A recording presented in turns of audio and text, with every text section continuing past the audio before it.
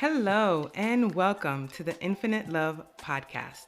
This is a place where we share how love can transform negative emotions and pain into strength.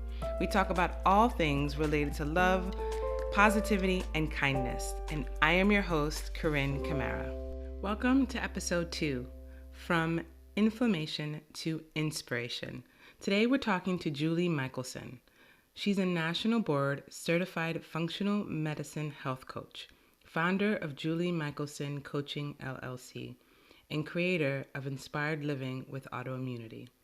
Julie Michelson is an international speaker and a National Board Certified Functional Medicine Health Coach who specializes in inflammation and autoimmunity.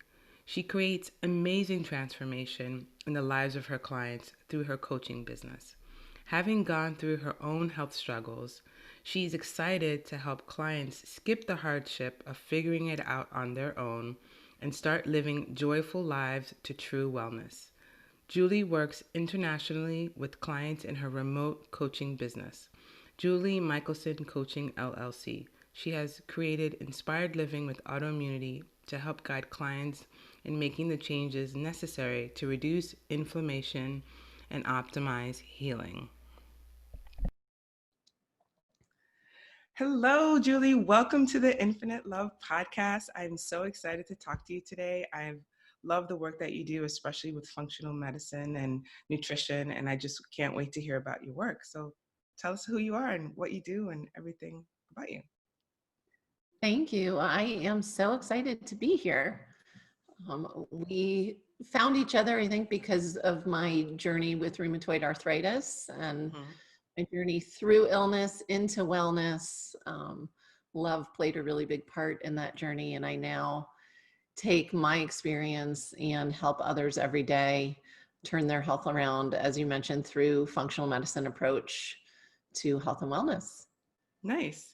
So I love to ask people what their love lesson is, and the love lesson is essentially what in their life brought you to your knees and essentially made Yes. you reevaluate your whole life, shift, pivot, change, transform, and then take that lesson to then share with others.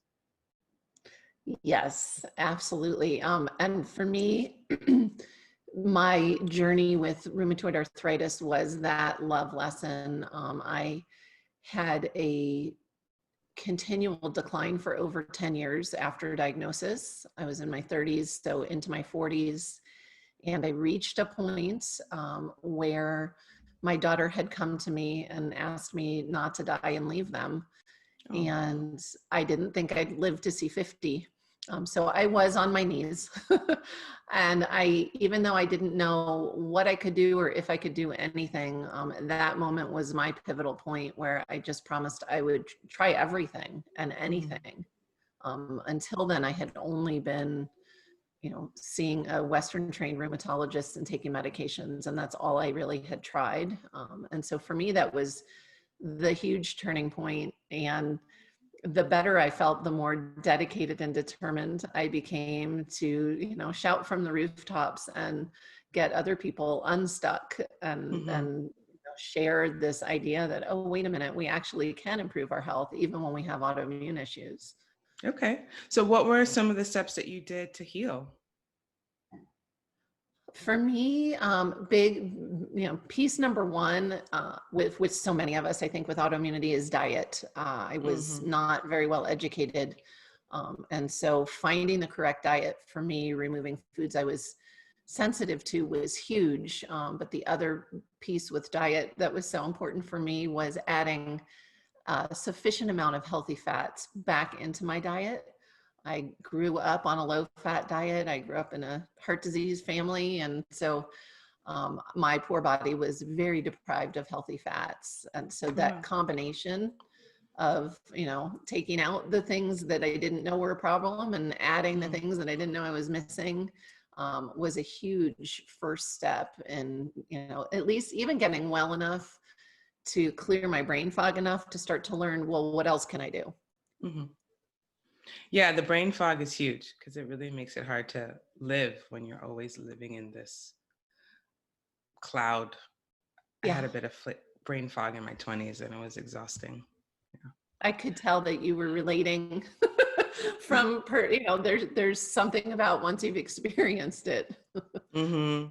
Yeah, I mean, it's really when you start to feel that your body is against you almost, you have to kind of rework your whole life and your whole mindset, because I know I had to go through that. I was having chronic fatigue, brain fog, and I was just like, oh my God, my life is against me. And I really had to shift my mindset. And that's such an important piece. I think it's not only important, it's a required piece for healing. Hmm. But so many of us that have experienced chronic illness do get to a point where it's only natural. You feel like your body is against you, and there's this kind of separation between like the life I want and the things my body's doing. And you're right, until we shift that, and I say, we have to partner with our body, and, Yeah, we can heal together, but it takes work. It takes it active does. work. It does. And I think it's important work. Otherwise, we're never going to heal. And also, I think it's important to empower yourself in terms of healing and taking the reins and doing the research, finding people like you to help them, and knowing that there are options out there. It doesn't always have to be one way to heal. Absolutely. And that we can heal. I mean, the body is so incredible. It really is, it's designed so well. It's designed to heal. Right. But we just need to give it the right tools. Absolutely. So you created this beautiful community around the work that you do. So tell me how you work with your clients. I work with clients internationally, so I love, now everybody knows how to use Zoom. I've been doing Wow. it for years, having to train people. um, but Sure. I work either, over video or I joke, all of my European clients love WhatsApp. That seems to be Hmm. really popular over there. But we use, all of these technological gifts that we have to Hmm. connect. It doesn't matter where in the world we are. And I work with people on, I had mentioned, diet is usually one of the big pieces, but we work with stress management and sleep and movement and detox, all of the pieces together, because we are whole creatures. And so I take a holistic approach. Um, and I help everybody create their own. I have this framework, Inspired Living with Autoimmunity. I have a second program coming out, which is called RA Done the Right Way. Oh, Um, nice title. Thank you. It's catchy. And it's there's this, I say, I call it a framework because we are all unique and individual, and while there are certain common things that drive our autoimmunity, things like infections, food intolerances, toxicities, different, it looks a little bit different in each of us. So I've created these frameworks to help people, take the steps that they need to take. But then I coach with people one-on-one, because what that looks like in your life is going to be different than what it looks like in my life. And Right. I have people that come to me that have never cooked a day in their lives. Well, I can't say, oh, do the autoimmune protocol, that'll help you. Like, it just wouldn't work. Hmm. So there's a lot of how to, how does Hmm. this look in your life? How do we make this sustainable? And how do we create, my goal always is true lifelong lifestyle changes, so that it just becomes easy and health is just with you as you travel the rest of your life. Beautiful. I love that. And do you also encourage your clients to take tests and different types of blood tests or urine tests, analysis? Yes, it depends on, what they've already done and what they're coming in with. Again, because depending on what their underlying cause is, the lifestyle changes may or may not be enough, depending on, what's driving their illness. So some people find me through their functional medicine doctors. Most of them already have had really good testing. When they have a functional medicine provider, I will partner with that doctor. Sometimes they have, the basic, I say basic, they're extensive functional medicine panels But then if they're working with me and the needle's not moving enough, Mm-hmm. that's when I have a conversation with the doctor and say, hey, I think we should look for A, B, and C. And actually within the next week, I will be able to people will be able to order tests through me Oh, directly wow. to shortcut, which is really exciting, because I do have people, and even people in Europe, that, depending on where you live, it's sometimes hard. I have clients in New York, it's even harder than Europe to It is get hard. functional medicine testing in New York. Yeah. And so just trying to make things accessible for people.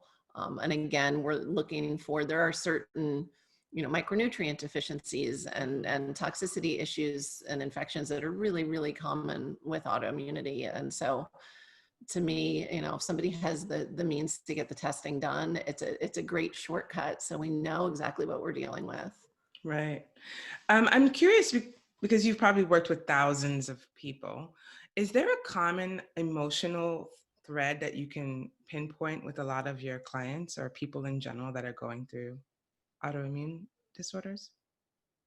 I I think there are, I wouldn't say there's one. I think Mm-hmm. there are a group of them. And there are a few authors that have incredible books out there that will actually, show studies and pinpoint, certain Yeah. personality characteristics or emotionality connected to specific diseases. Most of us with autoimmunity are internalizers. We Uh-huh. carry the weight of the world on our shoulders. Mm-hmm. Um, and so I won't even bring it down to disease specific, but people say, and so many of us with autoimmunity have thyroid issues, and Mm-hmm. people say that that's from not using your voice, not voicing your true self. There's lots of theories out there. I will say this: I have worked with enough people at this point that I have had people arrive on my doorstep or my virtual doorstep with their diet completely dialed in. I Mm-hmm. have yet to have anybody show up with their stress management routine completely dialed in. Mm. And so that has become, and especially right now, it's just become, it's kind of, I always say, I can't pick one. People say, well, what's the most important? Um, and I always kind of group the diet, stress management, and sleep together, because to Right. me they're equal. But I think stress management is moving its way to the top of the pyramid there, because I've yet to find anyone who, people show up white knuckled and they're like, I'm not stressed. And I'm like, are you sure your body knows that? Because you seem a little stressed. Yeah. So, and I find even in my own practice, we just always need to be addressing it and making sure we're doing enough. Mm-hmm. Yeah, it's interesting because I think a lot of people are always in that fight or flight mode and they don't even recognize what their body's feeling. And especially if you're in a lot of Yes. pain, that level of disassociation. So it's even harder to tell when your body is stressed because you're not in your body because you don't want to be in pain. So I think it's a lot of the embodiment. I think that's why movement's so important, like being able to get into your body to start to open up that conversation of what's happening and how you feel and where you feel it. And so it definitely is a journey of understanding stress and emotional wellness and all Absolutely. And it requires, that goes back to what you said earlier, and you have to open that door of partnership with your body, of that. Hmm. so that you can, you're right, we shut down as a protection. And most of us are really good at normalizing whatever we feel. Right. Oh, I'm getting older. I'm like, oh, don't say that. That's not, doesn't mean you should be in pain. Um, but yeah, we do have to be able to feel it, and all of us, anybody with chronic illness lives with chronic stress, period. Mm. But I've yet to meet anybody in general who doesn't experience chronic stress just from the way we live today. True. True. It's it's a hard society to live in. With all our modern whatevers, it's still pretty challenging on the mind. And I think it's because we don't have community, honestly. That's just my theory. There's not we don't have the tribe of community, the clans, the togetherness, the neighborhood feeling of just knowing people around you that can help. I just feel like that's so important to have that level of support. I think humans are social beings, and I think COVID has really shown us that we don't do well in isolation. We do well when we're together, we're Absolutely. working together, we care about our neighbors, we're helping everyone. Like, I think that's, I mean, I loved the olden times where we were more in community, but then we didn't have sewer systems and, there were other problems. But like, I don't know why there's an either or. Like, why are we right. not still living with extended families and Hmm. doing, um, but you're right. I would say in that, the isolation that people are feeling right now, to Hmm. me, is the biggest health concern COVID presents, I agree. I agree. period. Yeah. Especially the people that were already alone. I mean, Yes. my friends that are single, like they're in their house by themselves. They don't have any touch, no hugs, no nothing. So it's daunting. I'm just curious on what's going to happen next year and the following years with people's mental health. It's just, yeah. It is a grave concern. And like I said, I think it's going to create a much more significant long-term health impact than the actual virus does. Hmm. Sadly, I really do. Yeah, and no one's really talking about that. And I mean, Zoom is not enough. I mean, it's great to be able to see people's faces, but it's also And that I'm so energy. thankful we do have that. Right. I live out in the country, out in the country in Colorado, and my mom had COVID at the end of March, and I was taking care of her, so I isolated Hmm. from everybody else, and and stayed pretty isolated for quite some time. I got sick as well. My COVID experience was fine. It was the post-viral experience that was a bit rough, but it was interesting. It wasn't until May, it was Mother's Day. I have 3 adult children. And at the time, my boys were in Colorado, my daughter was not. And I was like, you are coming over and I'm hugging you. Like, I can't. Like, it's Hmm. time. And that did more for my health. I think a week later, I had friends over. Again, we were outside and still far away from each other, but what that I could physically feel, it was Hmm. unbelievable. And that was when it clicked for me. Like, this is really real. Like, Hmm.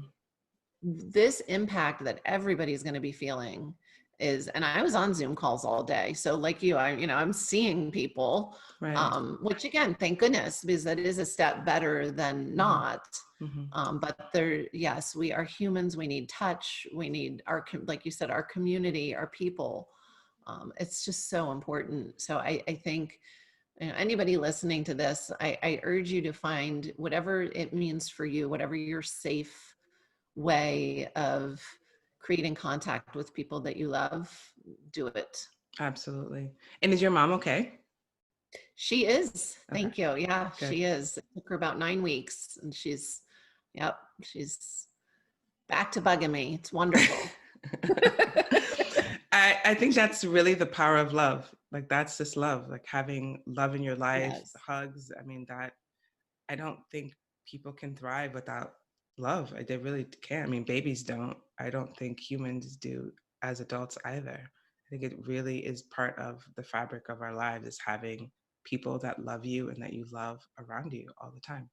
And hugs, Yeah. kisses, comfort, someone to cry with, hold you. I mean, all those things are so important to make this life fruitful. And without it, it really makes life difficult and hard.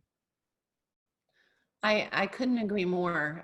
We actually had a family dinner on Monday night. My oldest turned 25, and my mom was cute because my mom lives so I just so you know how on the same page with you I am. My mom, I'm looking at her house right now on the other Oh, side of wow. lives next door to me. We live on a big property together. Oh, Um, nice. and so my kids were coming home to celebrate my son, and she had that moment of, well, do I come over? Do I not come over? Is it safe? Is it not safe? And I said, Mom, only you can decide, what you need. Mm-hmm. and what's the best for you. And she's cute. She said, well, well, you work in healthcare, what do you think? And we were joking because, she knows, the doctor I work with, we know how important, you know, touch and family and Yeah. community are. We also, the functional medicine approach is a little bit different as well. We also take into account how the immune system works. And we're actually supposed to be getting exposed to things all the time Right. to keep our immune system strong. So she ended up coming over, and it was cute. My daughter is attending college, and so she didn't want to get too close to her Mm-hmm. because she does come into contact with many people. And but by the time we all were getting ready to wrap up, they were hugging, so which again I think is more beneficial for my mom's health than staying Mm-hmm. isolated, for I sure. agree. Yeah, I mean, just being cautious and mindful during those experiences, but absolutely, like it just doesn't work otherwise. And I agree, like we do have to exercise our immune system. That's just how it Otherwise the is. common cold is going to be the biggest killer next year. Right? Like, I mean, really, I say it in jest, but not really. I mean, Mm-hmm. it's yeah. So but we're so blessed to live. I live on 10 acres, so we can. We're so much less impacted than those living in the cities. Mm-hmm. I feel like it's a completely, it's one of the things you and I have chatted about this. It's like, well, Yeah. what's your experience been? Because depending on who you are and where you Yeah. are, we're all having a different experience. Yes. I mean, that's my goal in life is to live on acres, on property in the country because of these types of experiences where if the outside world goes crazy, at least you have your own little plot of land. It's quiet. You have your food. I mean, it's never going to be perfect, but there's a certain level of inner peace that happens when you're surrounded by nature, which I truly believe in. Absolutely. I am truly, truly blessed. As a former New Yorker that lived in a tiny, tiny apartment with people up, below, side to side, Yep. it makes a huge difference. It makes a huge difference. It Yeah. really does. And yeah, I feel, my kids are all born in Miami, so I I understand the city living experience as well. And some people thrive in I that love it. environment. This Yeah. is this is I love to visit. I love New York in the fall. I can't Hmm. wait. I'm hoping next year I get to go to New York in the fall. Um, and then come home to my nature and quiet. And for me, that's where I resonate. Yeah. And in terms of the community that you're building, is it specifically RA or do you also work with other people that have autoimmune? I work with all autoimmune conditions. I am just about to launch this RA specific program. Hmm. Um, but what I find is it really is, what works for people with RA is the same as what works for people with fill in the blank. Any Right. other autoimmune illness, the approach is the same. It's the same. I mean, you could have people with identical labs. I mean, you could take 10 people with RA and their labs are all going to look different. Hmm. But then you could find people with the same labs and they might have 5 different autoimmune illnesses. It may just have manifested differently in their bodies, but the Right. drivers are all the same. Hmm. So yeah, I'm passionate about helping anybody who wants to take their power Hmm. back. And even for those, I mean, I have a few clients that have, well, some doctors say they have lupus, other doctors say they have chronic illness, chronic fatigue syndrome. Like they don't have a diagnosis, so the doctors kind of stick them somewhere, like fibromyalgia, Right. and Right. but none of the symptoms, none of the You don't illnesses fit. really truly fit. It's just like they have a couple from each, but it's just they just need to have a name. And What? I tell people all the time, like, you don't need a diagnosis. Like Mm-hmm. like, I don't care what you call it. Let's get to what's driving the inflammation. It all comes back to chronic inflammation and Mm-hmm. systemic inflammation. And so When we go after that, the symptoms resolve. Some people are, lucky enough, unlucky enough to never get a label. For me, I thought it was such a blessing. I got diagnosed within a year, which is almost unheard of with autoimmune issues. It can take some people up to 8 years to get diagnosed. And I too, I have a daughter who is one of those that, they've tried to just throw the two they like when they don't have a fit is the fibromyalgia and the chronic fatigue. Like it's basically saying, I don't know what's wrong with you. You're in pain and you're tired. Here you go. Wear this one and see how that hat feels. But yeah, it's the same. If we get that inflammation down, we allow the body to heal, and it doesn't really matter what you call it. Nice. Well, that gives people hope, because I feel like a lot of people just want that diagnosis to justify everything they've gone through, like MS or whatever. And sometimes I'm just like, just let's find you someone that could help you, regardless of, going to doctor to doctor, like being open to other ways of healing. And I can completely resonate with the people that want the diagnosis, because unfortunately, so many people with chronic illness are made to feel like it's all in their head. If the doctor can't figure out, if you go to a Western trained doc and you get regular labs done, there's generally not a whole lot that's going to show in those labs that's going to point to what diagnosis you should have. And then they make you feel like you're crazy, right? Like, well, no, you're fine. Look, your labs are fine. But it's like, well, but no, I'm not fine. Yeah. And so I do understand there's like a validation, with diagnosis. Usually by the time people find one, they've heard many times, they've been told by somebody in authority that they're fine when they're not. They're not. Yeah. So, but I'm with you. And that's why I love having these conversations, because, if somebody's waking up tired, or they're telling themselves they're getting older, they're hurting because they're getting older, or slowing down, or the brain fog that you mentioned. You don't there are things you can do. You don't have to go to 10 doctors. We can just turn the inflammation off and your body can heal. And I feel younger now. And I did live to 50, by the way. I'm 51 now. And I can tell you, I feel younger now than I felt when I was 38. I do. So, nice. I know the body can heal. That's so amazing, because I think people really need to listen and hear that as many times as humanly possible until they really start to believe that the body can heal and they can heal. It's just a matter of time, patience, and finding the right practitioner that works for you. And, just falling into something that you believe in that also works for you. Yeah, there are so many approaches that work, that really work. And I was one of those people who didn't believe, which is why I like to tell my story now, because when I would hear a healing story when I was pretty early on in my illness, the story in my head was, well, either they didn't really have RA, or they just weren't as sick as I am, because I've been told I can't heal and I can't heal. And so that's why I love having these conversations, so that the more people hear the healing stories, and that there is, my approach, obviously I believe in my approach. I love my approach. It's not the only approach that works. So I love what you said about, find that practitioner that resonates with you, because you have to buy in. You right. Totally have to believe and feel like this is the approach that's going to work for you in order for it to do what it's supposed to do. Absolutely. So let's get into some infinite love questions.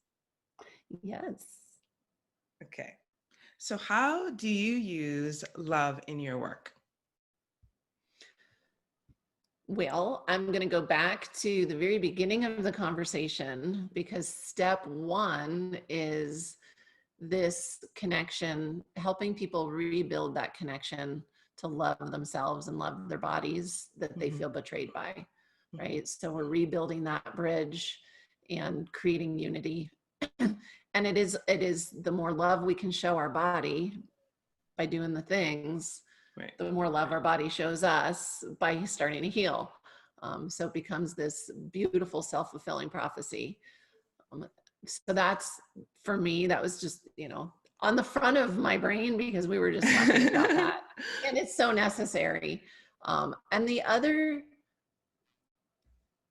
thing that came up right away when you asked the question is one of the reasons why coaching works, or at least the way I do it. I'm originally trained to be a heart-centered coach. So Nice. all of my coaching, yeah. So, which is funny, I haven't thought about that in a while because I have all these other trainings.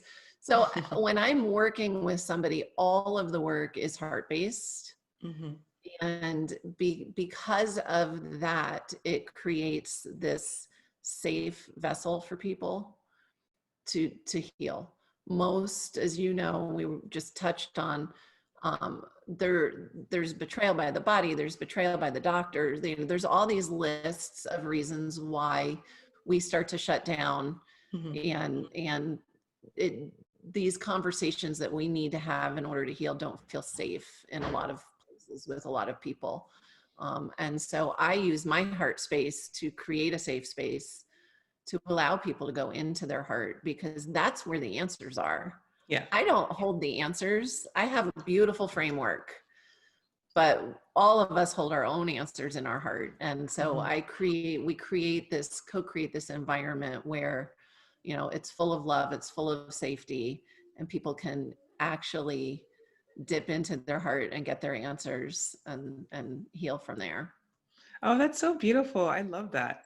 And it's so powerful. It's helping people heal themselves. And I really feel like love is contagious, because once you start to feel that way, you want to then spread it to the people around you. And people are like, wow, you look like you're shifting, like what's happening? And then it just becomes this conversation of goodness that people start to spread. And that's awesome. Nice. Yeah, I think Okay. the more we time we spend in our heart space, and the more we want to, and we start attracting the like people, right? Right, right. It builds that way. Absolutely. And how do you feel like your work is being used to uplift humanity?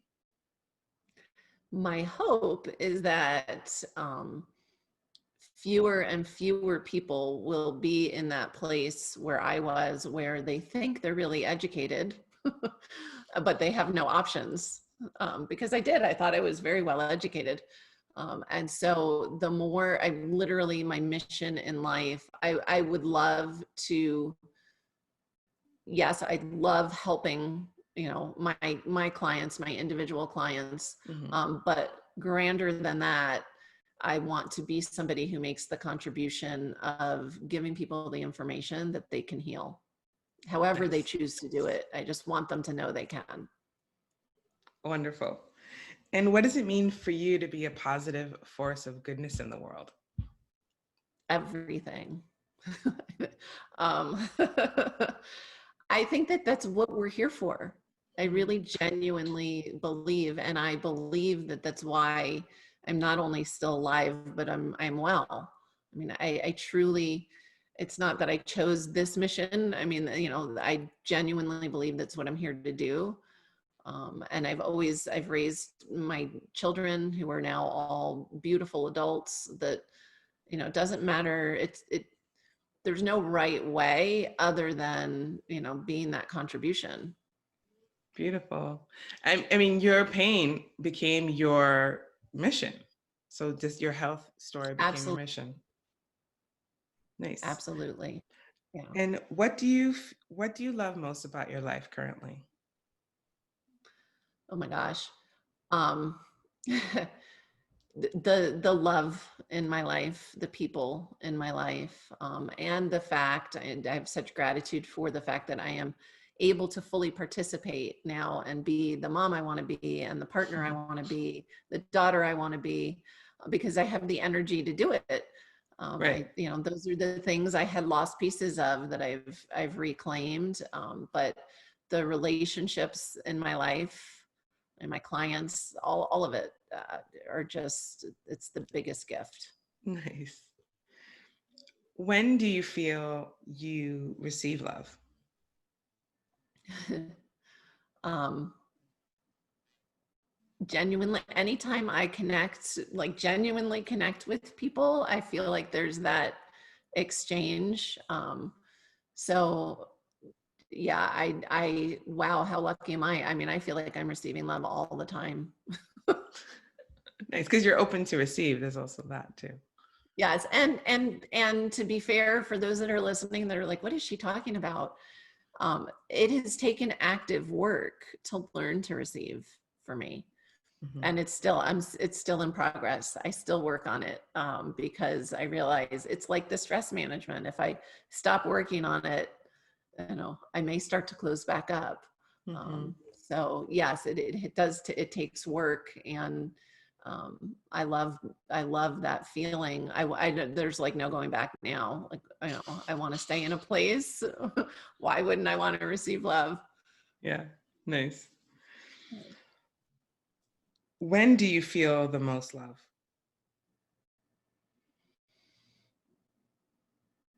I'd say with my family.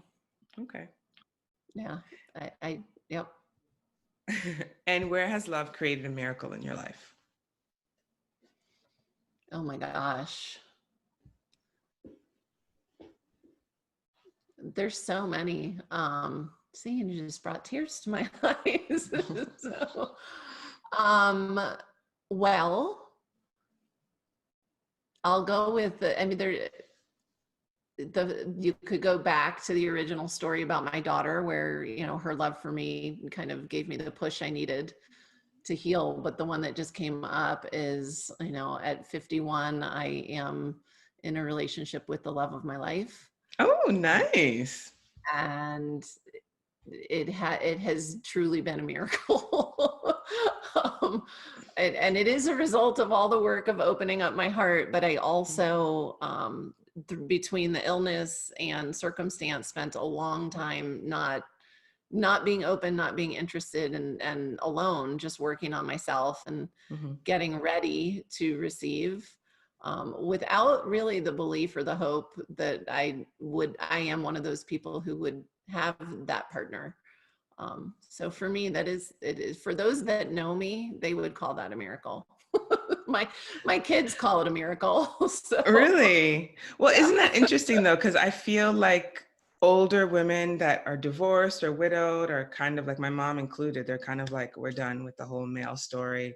They just Yes. live their life. And I think it's wonderful to have worked through all that pain and everything that you need to go through to then be able to be open to fall in love again. Yes.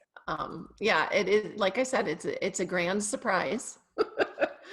And it is a miracle, especially because, for years, so I haven't even dated in over 12 years. And my friends would be like, you have to date. Like, how are you going to meet Mr. Right? If I was like, no, no, no, no. And I ended up never having to date. It was, just a friendship that shifted, that was just meant to be. So, um, I too was one of those people I was good on my own, and now I'm even better not. So. Well, that's beautiful, because I think that really shows how much work you're doing on yourself, but also what it means to be open and being heart-centered, like having the ability to heal, to forgive, and just to allow love to enter your life in multiple ways. Like with your family, it's so great that you live so close to your mom and your kids. Like, you seem very blessed with a lot of love in your life, and I'm so happy for you. I thank you. I am very blessed with a lot of love. And it just, again, for anybody who's listening that feels, I wasn't for a long time. I was the isolated person. So it's never too late to open your No. heart and do work. Yeah, No, I mean, I think that's the beauty of love. It's never too late to love and to fall in yeah, love, no matter how old you are. Like, you can always find something or someone or a situation that can uplift you and bring a certain level of absolutely. happiness into your life. So that's great. Yeah. So how can people find you? Like, what are ways that people can find you, work with you? Sure. Easiest way to connect with me is through my website, which is juliemichaelson.com. And I joke, there's no A in Michelson, it's spelled wrong. Um, but you can, even just book a chat with me right through the website and see, how we can connect and how I can help you. I am on Facebook, Julie Michelson Coaching, Instagram, julie.michelson, LinkedIn, just by my name, everywhere by my name. And I actually right now do have a couple of spots open for one-on-one clients. I don't take a lot of clients at once. In January, I will be launching more of a self-guided program because I can't work with everybody that wants to work with me for time in the day and the kind of partnership I give my clients. So I'm kind of creating another avenue for people to still get that framework and get their healing going. Nice. That's beautiful. Well, that's exciting. And the program is going to be on your website, right? Yes. Yeah. You can find everything on the website. Wonderful. Well, this was such a pleasure talking to you, Julie. I love your energy. I love the work that you do. This is such a beautiful conversation. Thank you so much for being on the podcast. Thank you so much for having me. I genuinely love what you're doing with your podcast and how you're spreading love and opening hearts all over the place. Oh, thank you. Well, sending you lots of love. Thank you so much. Bye. Bye. Thank you so much for listening. Please subscribe and tune in on Tuesdays for new episodes. For more information about me, please follow me on Instagram at Corinne J. Camara and my website, CorinneCamara.com. Sending you lots of infinite love.